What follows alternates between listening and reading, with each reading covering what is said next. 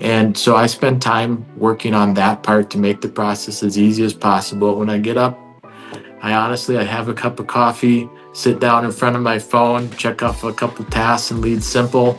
And within 45 minutes, I'm about done. And then I figure out how to build my portfolio and work with new investors the rest of the day because I enjoy it. So now there are some maintenance questions that come in from time to time because we're doing about 20 flips right now. So I have to answer some of the questions from the vendors that are doing the work, make sure that they have the tools they need.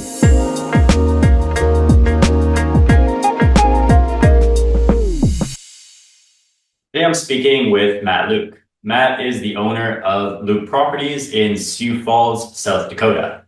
Matt currently manages about 300 doors and does it without having any staff. It's really impressive to hear how he built his company from the ground up and is currently running it without any full-time staff and is able to literally spend about an hour per day managing his property management company.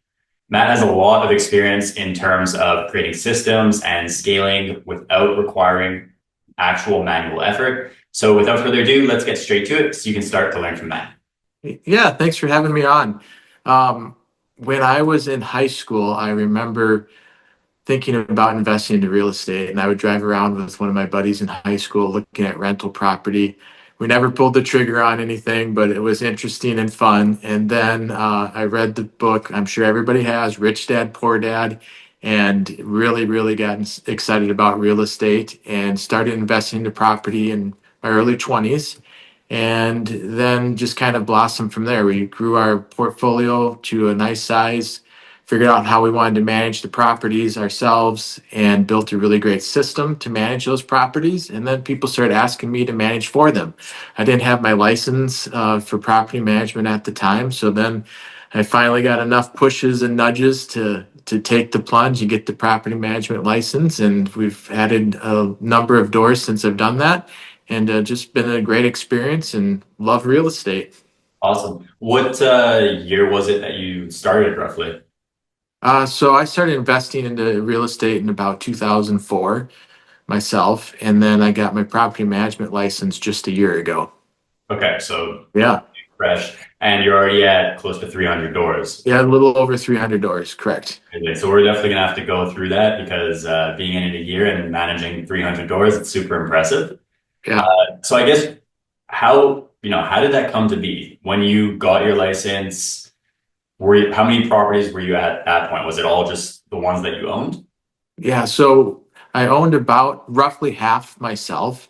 So we're at about 150 doors prior to getting my property management license. I had a few that we were just consulting with them prior to getting the license, kind of in the can, and then we added about 150 doors in the last year. So That's awesome. yeah. How did you go about doing that? I know that's going to be one of the first things people are asking is like, how the heck do you go add 150 doors in your first year in business? Yeah, so like I said, we had a few in the can, people that were just waiting for me to get my license. So that was roughly 40 to 50 units.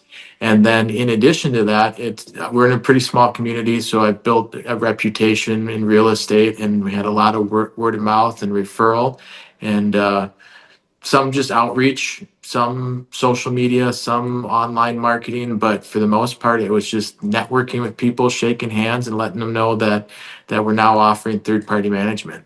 Got it. So when you say outreach, were you calling people? Were you sending them direct mail? Like, what does that mean? Yeah, so outreach, networking with other realtors, going to real estate investment clubs, reaching out to people that had asked about property management with us in the past. So it's a lot of networking with individuals that are already in the real estate space. Okay. And are you going on like meetup.com to find these events? Are you like, how do you find these events even to begin with? Yeah, so again, we're in a small community. I happen to just know about them because we're 200,000, 250,000 people. And so a lot of the events I'd either had some interest in attending in the past or already knew about them. So I didn't have to go searching online for any of them. Okay, so just basically knowing them because you've been in the community for a while. Right.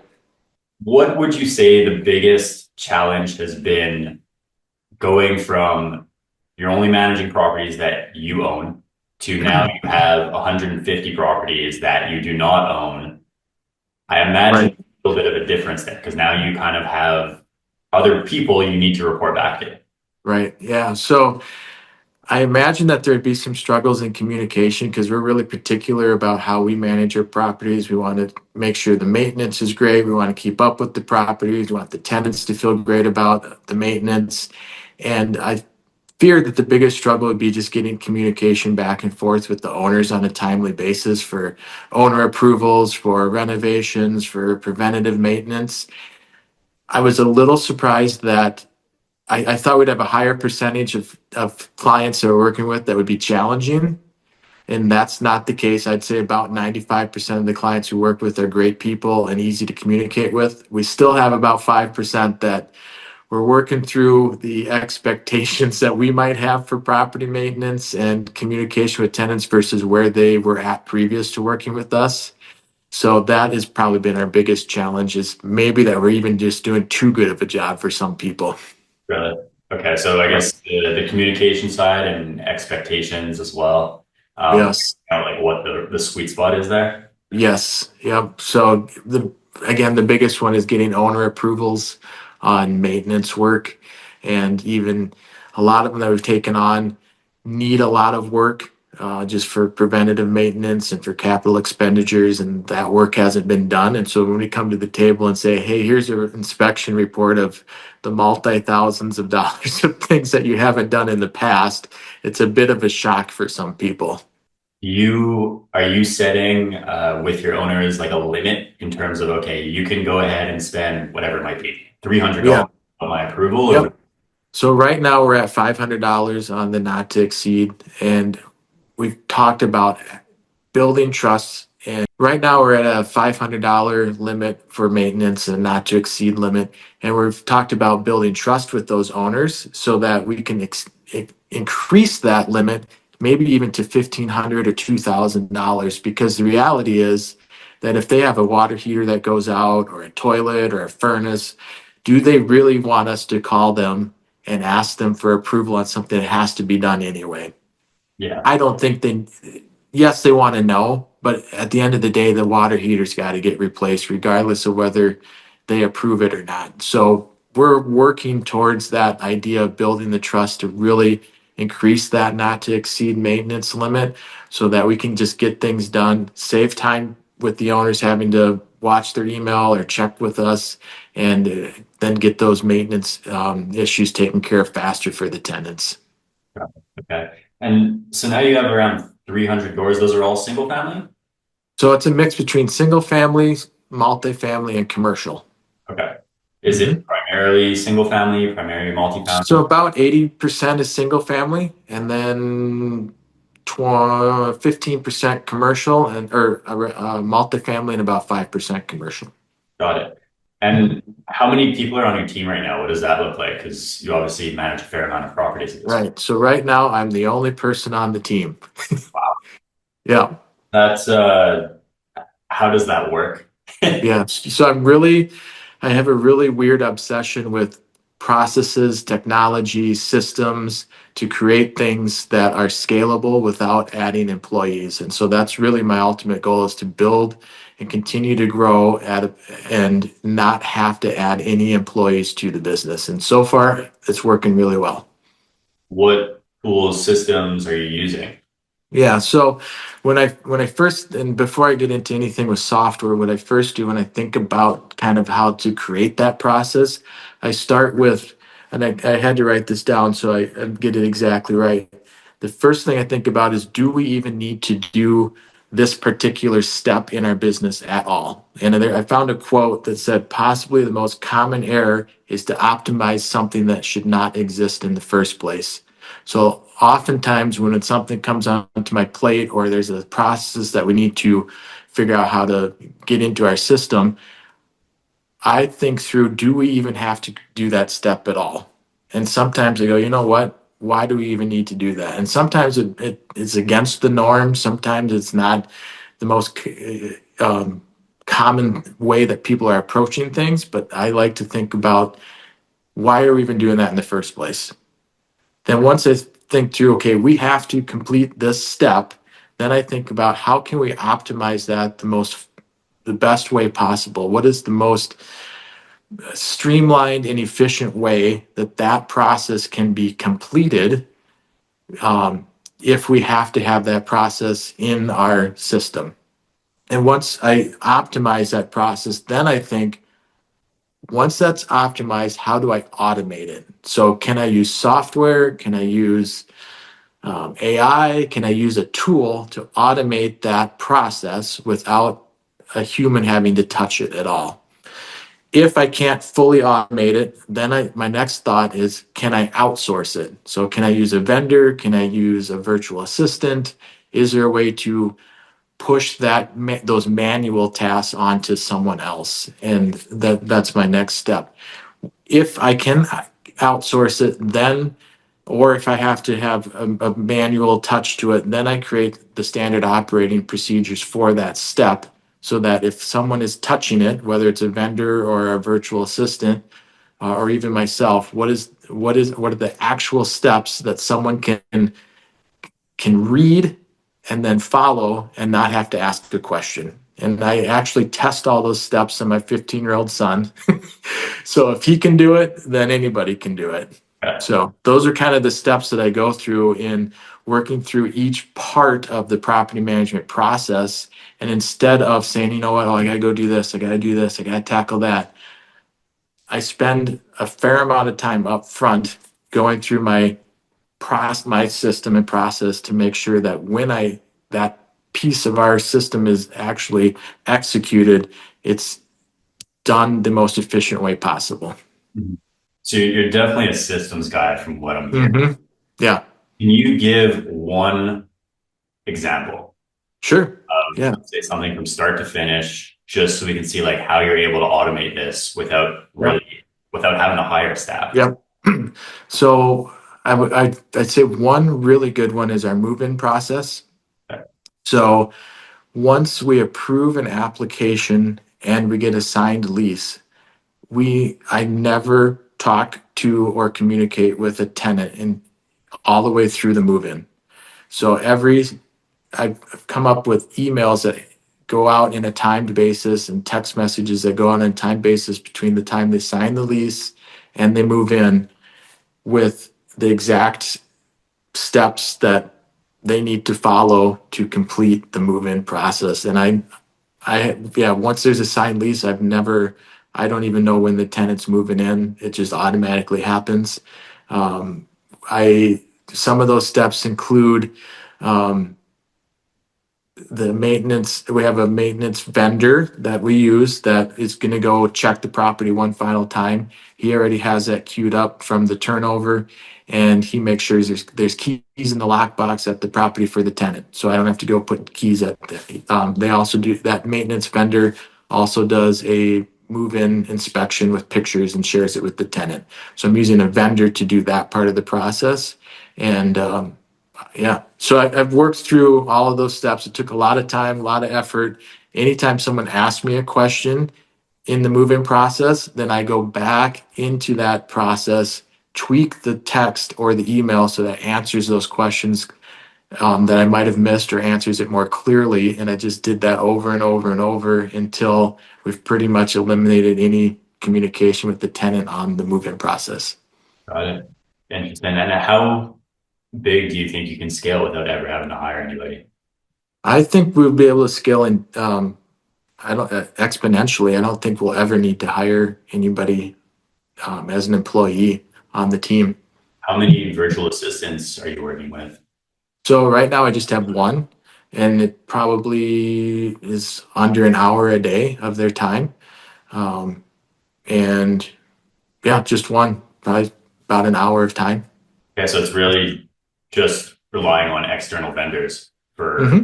well, plus Yep. of course the systems that you've created, but I just mean Right.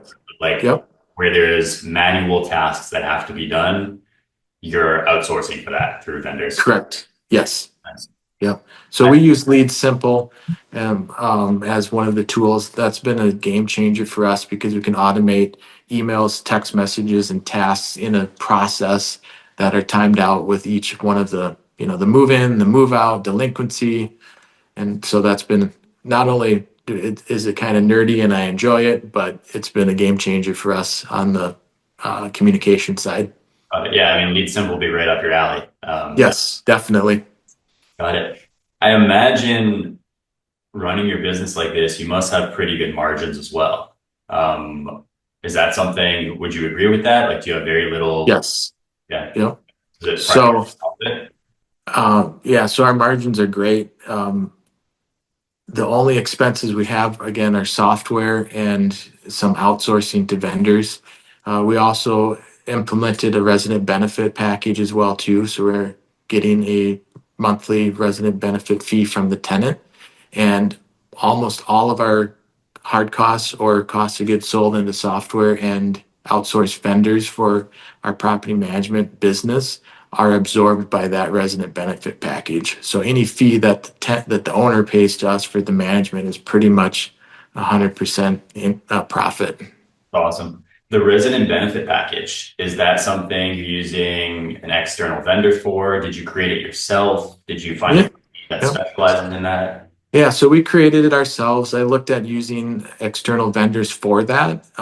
But again, when we created it ourselves, it lowered the cost of the monthly cost into each of those benefit packages that we have for our tenants. So we put it together ourselves. Anybody can look at it on our website. Happy to share it. It's nothing that proprietary. We're just taking the tools that we're already using, which a lot of property management companies may or may not be using, and just share the benefit with the tenant. I have almost zero question about it when people connect with us. We share it at the lease or at the showing. It's in the lease. And we give them a handout about the benefits so they know that there's going to be a cost up front and what those benefits are, and almost zero question about it when they go to sign the lease. Okay. And you, Yeah. you mentioned that you do single family, multifamily, and commercial. Hmm. The systems for commercial are obviously a little bit different than they are for a single family home. Do you have separate systems for each type of property, or what does that look like? Yeah, you certainly can. So using a tool like Lead Simple or AppFolio, you can set up residential and commercial with different tools. I've created a system there, a process that works for both. So I just made it general enough and thought through that so I didn't have to have two different processes, but you certainly can with the tools available. Got it. Mhm. I guess at this point, is your company better built for scaling the single family side, the multifamily, the commercial? Do you have a preference? So, okay, so commercial's easier. Harder to find tenants, but once you get them in there, it's a lot less communication and a lot less worry about damage and whatnot. But um, man, the preference, I think our preference is based off of market conditions. So right now, single family is the easiest to rent in our area.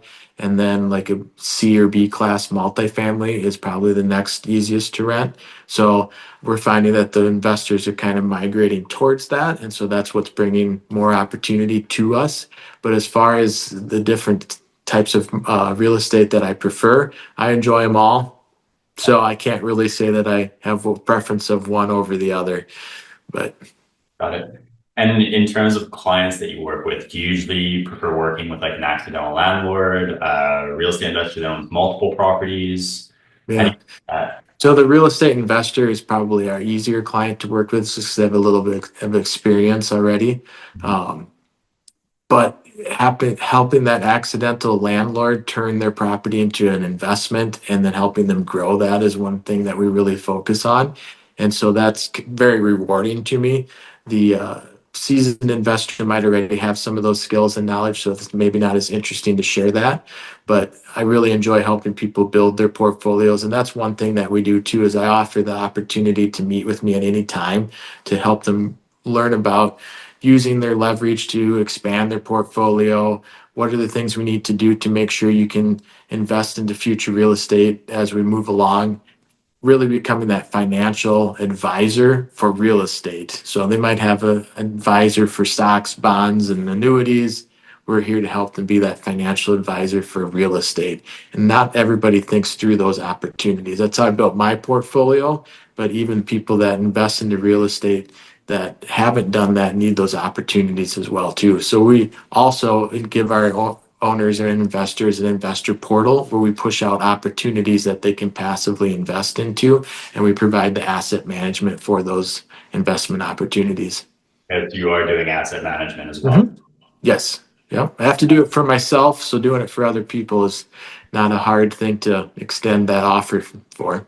And naturally, if you are bringing them new opportunities, if they do end up purchasing, they're going to want you to manage the properties that they bring on. So it's just going to help your business grow in the long run. Exactly. Yep.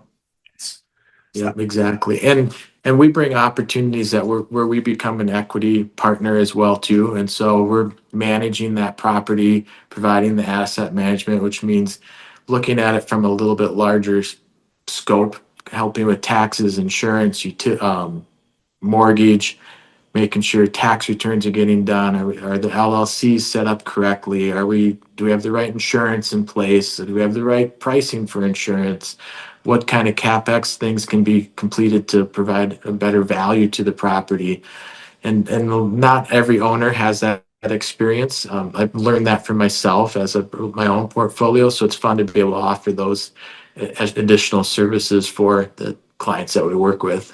okay. How do you find the time to do that? Because obviously, you're one person, you have Yeah, you doors know, and you have systems in place that are taking care of a lot of it, but now yeah. you're adding on asset management on top of that. Yeah, I don't know. I've been doing it for myself, so I find it fun building real estate portfolios, and so it doesn't seem like work, you Okay. know.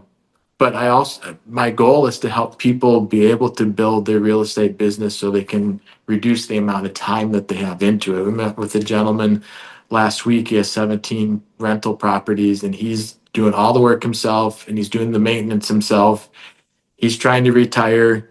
He had a full time job, but now he's doing the real estate. He's trying to retire, and his wife is trying to push him to retire, and he's now trying to figure out how he can get those duties and work off his plate. And so that's where we can come in and be that asset manager, so he doesn't have to not only find tenants and do the maintenance, but then worry about, okay, did the taxes get paid? Is my insurance doing the right thing? Did my mortgage get paid? And I know a lot of those things can be automated, but it still takes time for owners. So we're trying to push owners from being property owners to investors, passive investors, and build that trust so that they can take that time off their plate and really retire Mhm. when they're that at the right age, instead of still having to do work.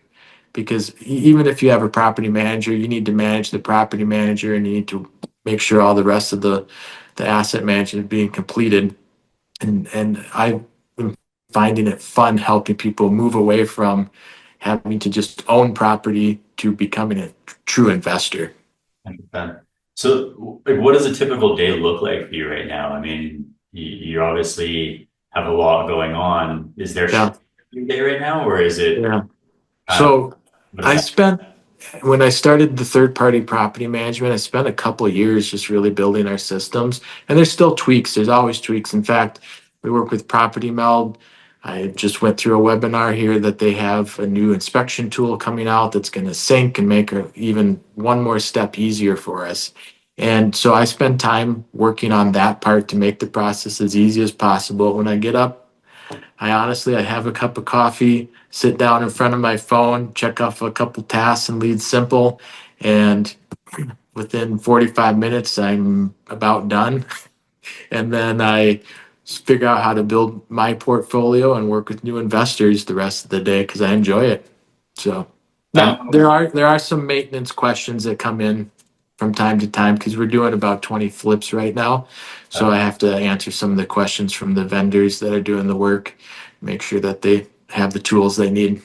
and what about dealing with tenant issues, tenant complaints? How do you handle that? Like, Yeah. um, So what I did is I built up a really large knowledge base in Notion. And so when there's a question that comes through, whether it's text or email. We don't take any phone calls from tenants. It's all communication through AppFolio, so it's documented. If there's a question that comes through, we use the AI tool in Notion, paste that question in, and it provides the response that we can paste back into AppFolio to send back to the tenant. It's about 95% accurate. It works pretty well. Right. But we keep tweaking that Notion database so that we have great responses, and we try to get back pretty quickly. We respond to the tenants usually within 15 minutes. Okay. Yeah. Interesting. So you've been property management, not necessarily third party, but property management for a long time now. Mm-hmm. Can you share with me, like, what's the craziest story that you've encountered over the last decades of Okay. real estate experience? It may not be specifically related to property management, but I'll share one. Gentleman had a rental property. He did not live in our area, out of state, wanted to sell the property. He said the tenant would just got out. We went into the property. I have never been in a worse house in my life. There were mushrooms growing from the ceiling. I I wish I could share the picture. I'm sure I still have pictures of it, but there were mushrooms growing from the ceiling. So that's probably the craziest one that we've had. Um, we also just took on a 18-plex that had, when we took over, there was no heat for the tenants, and every one of the buildings had a sewer backup. And it came from poor property management prior to that. It wasn't the owner, it was a different property management company. So that was probably the craziest story because, as far as property management goes, because I didn't realize that other property management companies who claim to be professionals carried themselves like that. And that's really why I started managing it for myself, is because I have certain expectations. And for us to walk into 18 tenants that don't have heat and have sewer backups was quite the shock. Yeah, that's crazy. It's unbelievable how some properties just deteriorate over time. You have mushrooms Hmm. in one, sewer baggage in another. It's Right. crazy. So you mentioned that you obviously you own about 150 doors right now. Mhm. Is that kind of your long-term plan? How are you planning to invest the cash flow generated from the property management side? Is it all going back into real estate? Are you diversifying that? What does that look like? Well, so the cash flow generated from the property management is actually used for fun. Yeah, we use some of it to pay for the software that we use in the systems and the different vendors we work with. But yeah, that's our money to live on, to be honest. Yeah. So we've created that. And again, this doesn't feel like work. I almost feel like I'm retired in a way because I get to do this for fun and I enjoy real estate. So yeah, but the cash flow, it doesn't necessarily go back to real estate. It's just being used for our daily living expenses and our family. Yeah. And you plan to continue growing your real estate portfolio? Yes. Yep. We're actually looking at a acquisition of about 150 units that we're working on right now, and we look at stuff all the time. 1 out of 10 is going to stick, but yeah, we're always looking for opportunities and continuing to grow. And because we built the system to do that, it makes you really confident that we can continue to grow without worrying about how we're going to take care of the tenants and the properties and making sure that that's being done well. Because we you certainly don't want to grow your real estate if you get to the point where you can't manage it. When I got to, I knew there was going to be kind of a break even point here. When I got to about 30 properties, I had to make the switch from being the property owner to being the investor and really start thinking about property management differently. So I pulled myself out from doing the work myself, painting, cleaning, those types of things, doing the showings, to okay, I have to create systems to be able to do this to continue to grow. And I often see that with property owners now as they get to a certain point and then they're doing the work themselves and they get overwhelmed and then they start their property's maintenance starts to slip, the tenants start to slip, and they get themselves into kind of a bad situation. So once you get to a certain point, you have to cut that tie from being the guy that's going to do it all to, hey, now I'm going to be a owner or I'm going to be an investor and let somebody else be able to help tackle the property management and maintenance. What about on the sales side? So once you are speaking with a lead, what's your process there? I imagine Mhm. that side is not automated through. Yeah, that is not automated. That is not okay. um, it That is outsourced, but not automated. So I work with the yep. So I work with the realtor that takes the calls and the emails and the leads for new property management. And so I don't do that myself. If he needs help closing them, I'll certainly help with that. But typically, we meet the owner at the property so they feel good about the relationship. We don't do a lot through. I mean, we use Lead Simple to do provide quick follow up and ongoing follow up. But as quickly as we can actually shake hands with that potential client, we do that. And we try to do that at the property or at least one of their properties so they know that we're hands on, that we're ready to work for them. If we can't close it at the property, then we usually invite them back to the office to have a sit down meeting and talk through the details. got it. So you literally have every single process within your business outsourced, like even the sales is Yep, being handled by somebody else. So correct, without having any staff, which is, correct. I don't think I've seen. There might be one other company that I've seen over the last decade of property management experience that has a similar, let's say, door size with Sure. full-time staff. But even Yeah, that company, I believe, had a couple virtual assistants. yeah, But it is very unique and interesting to hear how you set this yeah. up. Quite impressive. Um, I guess if you had to go back in time to when you started your journey in property management, what's the one thing you would have changed to help yourself succeed at a quicker pace, whatever your Mhm. definition of success may be? Yeah. Yeah, I would have. So when I got past a certain number of doors, I started looking at software to help. And granted, that was, 10, 15 years ago. The technology now is completely different. But I would have jumped into property management software sooner. I was looking at the minimums and what's required to get into some of the software. I'm like, I'm not there yet. I'm not there yet. I would have taken the leap into the software sooner. It was a lot harder to onboard the properties with more properties into the software than it would have been to just start with fewer doors and pay the difference between what I was at and the minimum. Plus, it would have saved us a lot of time. So that was one thing that I would have changed. Also, just the structure. If I knew more about LLCs and liability and how to structure the business, I would have done that part of it sooner as well. I would have structured it the way I wanted it eventually rather than the way I structured it without some of the liability LLC structures I wanted, knowing that I was going to do that later. I should have just done it and take the bullet, build it the way I wanted it in 10 years rather than changing it 9 years in. So, Having that foresight of yeah, do things right the first from the start rather than right. yeah, that Yeah. makes sense. Any departing words of advice for someone that is either newer in property management or looking to get into property management, or just a company that is looking to build out things a little bit more scalably like you have it? Yeah.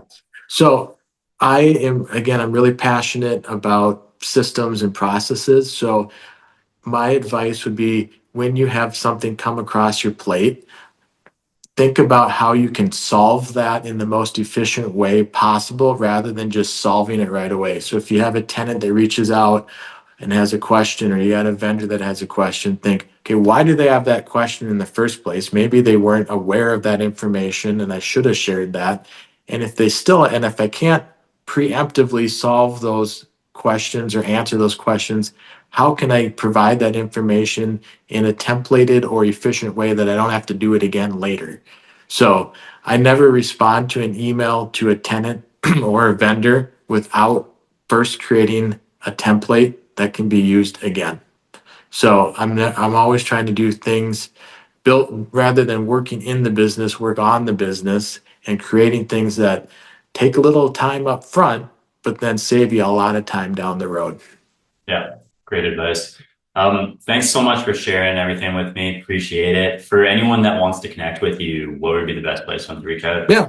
Email's just fine. My email address is Matt, M-A-T-T at Luke.properties, no .com, just Matt at Luke.properties. Awesome. Thanks so much, Matt. Appreciate your time. Yeah, thank you.